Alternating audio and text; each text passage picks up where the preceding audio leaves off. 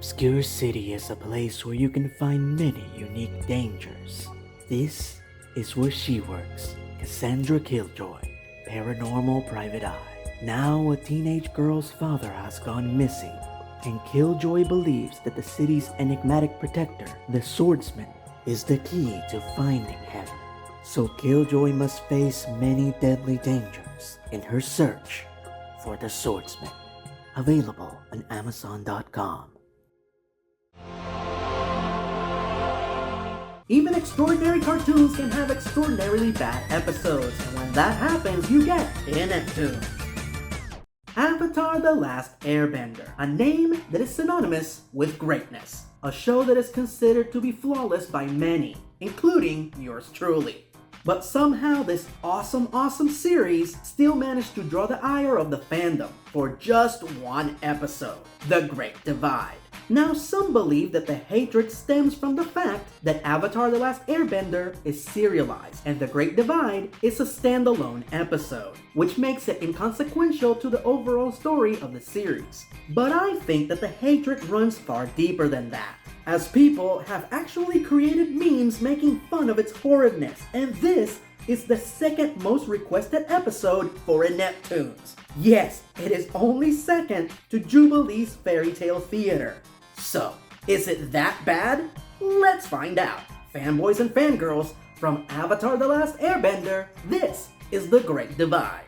Now, for those of you who don't know, Avatar: The Last Airbender takes place in a world where people can control the elements. So the planet has become divided into 4 nations: water, fire, earth, and air. And the Fire Nation is getting very close to taking over everything. So it's up to Aang, the Avatar, the one being in the world who can control all the elements at once, to stop the Fire Nation and bring balance to the world. So Aang must travel the globe with his friends, mastering the elements, fighting all manner of villains, all the while he searches for a way to end the war, and is constantly pursued by the relentless Prince Zuko. Now, if any of what I just said sounded interesting to you, tough! Because the episode we're about to watch has nothing to do with any of that. So, our episode actually begins with Team Avatar, Aang, Katara, and Sokka setting up camp when an argument breaks out between the siblings. Aang, whose duties as Avatar include peacemaking and creating balance, butts in and tells them that they should stop fighting and simply switch jobs. To which the siblings begrudgingly agree.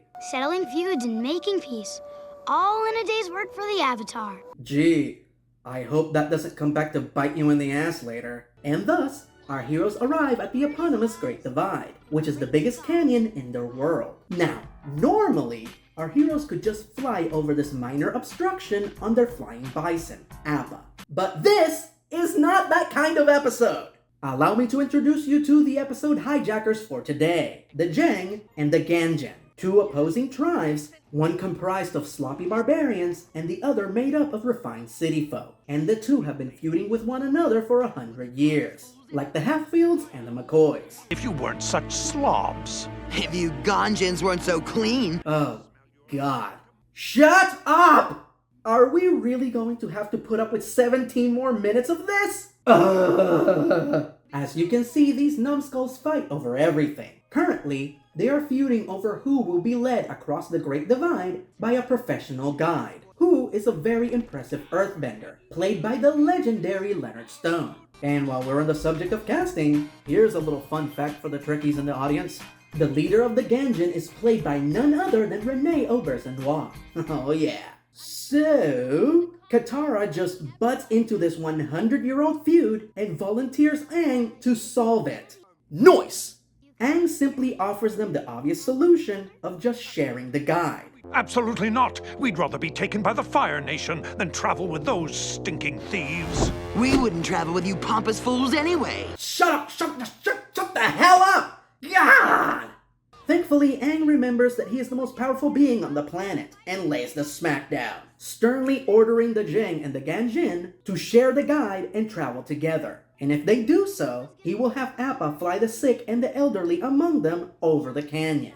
There's just one itty-bitty little problem with that. You see, that would put Appa's saddle at max capacity, which means Team Avatar will not be able to ride along with them. Which means they are going to have to spend the rest of the episode traveling on foot with these assholes. Ugh.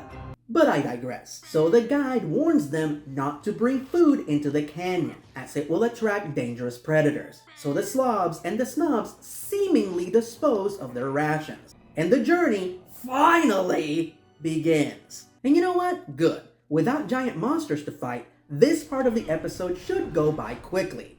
Not! They immediately get attacked by canyon crawlers, and the guy gets both of his arms broken, so he can't earthbend anymore. And if it hadn't been for Team Avatar fighting off the crawlers, they all would have died. Now, logic dictates that if the creatures that are attracted by food attacked, then that must certainly mean that some inconsiderate douche nozzle brought food into the canyon, in spite of being warned not to do so. Ergo, Team Avatar would question this, find the food smuggler, and dispose of the food, so they can continue their journey safely. But, they don't do that, because apparently they're all idiots now. They just keep walking, and nobody questions why the canyon crawlers attacked. Not even Katara, and she questions everything, except when a cute boy is involved. Then she gets a little distracted, but that's understandable. The faulty factions, however, seize the opportunity to blame each other for the attack, and once again, the 12-year-old boy is the only one who acts like an adult, this time ordering them to split up and travel on either side of a dividing rock wall. He also asks Katara to lead the Ganjin and Sokka to lead the Jang, and if possible, find out why the hell they want to kill each other. Aang travels on top of the rock face to keep an eye on everything. Later that night, Katara questions the Ganjin around the fireplace and, wait, they were the ones that brought food into the canyon? Well, Katara will certainly put her foot down about this. Well, I guess it's okay if everyone's doing it. What? I just can't with this episode. Wait a minute, hold on. Did the Jang bring food too? That's just terrible. You gonna finish that? Okay. That's pretty funny. And thus, the Slobs and the Snobs officially reveal to our heroes why they have been fighting all these years. The story goes like this. 100 years ago, a Ganjin named Jim Wei was traveling with a sacred orb, when suddenly, he fell, and the orb was stolen from him by a Zhang named Wei Jin. However, in the Zhang's version of the story, Wei Jin attempted to help Jin Wei after he fell, but Jin Wei insisted he take the orb the rest of the way. But when Wei Jin arrived at the Ganjin village, he was arrested for 100 years for allegedly stealing the orb. Now look, I'm not trying to imply that hatred and prejudice are simple concepts that can logically be explained or dissected, but I still think it's fair to point out that these morons are fighting over something that happened 100 years ago and that didn't even happen to them directly. They are the special kind of dumb. The next day, Aang checks in on Sokka and Katara, only to find out that they have now taken sides in the feud. And here's my question. Why? Sokka and Katara are children of war. Their father is fighting in the front lines. Their mother was killed by a Fire Nation soldier. Why would they give two flying about two guys they never heard of who may or may not have stolen a ball from one another? This is just so stupid! Anywho, so they get to a wall and they need to figure out how to scale it. But, you guessed it, Dumb and Dumber start arguing about, honestly, God knows what the At this point, I'm not paying attention. So Aang once again has to intercede. He gently reminds them that you can't solve problems with harsh words. But the smattering of meatheads completely misunderstand Aang, and instead of trying to solve their conflict with words, they decide to solve it with murder.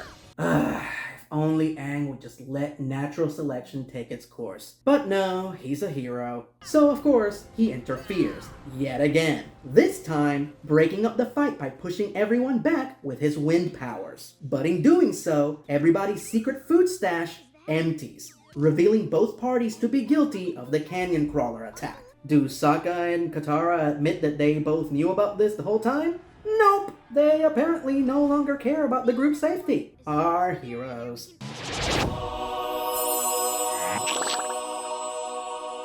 So hungry. Is that egg custard in that tart? Okay. That's also pretty freaking funny. Unfortunately, all the food they just spilled attracts canyon crawlers, and another fight ensues.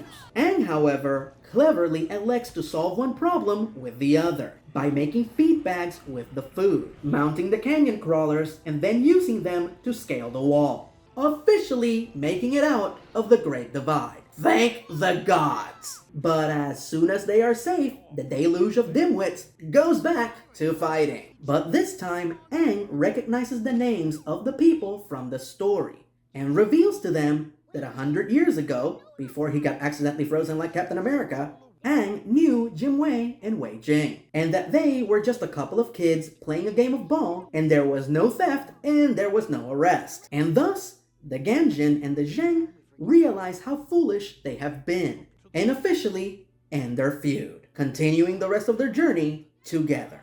And now, for the moment from this episode that lives in infamy. I made the whole thing up. That is so wrong. Yup! The Avatar solved an issue of prejudice with a lie. He appeased misguided people by misguiding them further. And I know that's really wrong, and we should never ever naively degrade such complex issues by simplifying them with fiction. But this episode sucks so hard that by this point, I just don't care, and I just want it to end. And thank the gods it's over. Yeah, this one was a tough one. And look, I know that there are some people that don't mind this episode.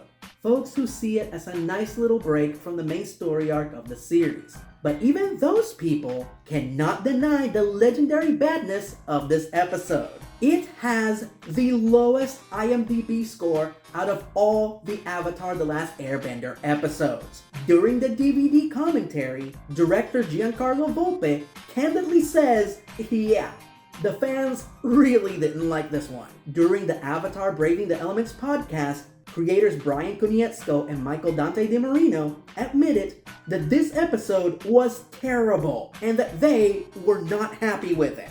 Furthermore, it is the one and only episode in the series that is never ever recapped during a previously on Avatar segment. Now you know that's a special kind of bad when the show itself refuses to acknowledge the existence of the episode. Look, it's the Great Divide, the biggest canyon in the Earth Kingdom. Let's keep flying. It's that bad.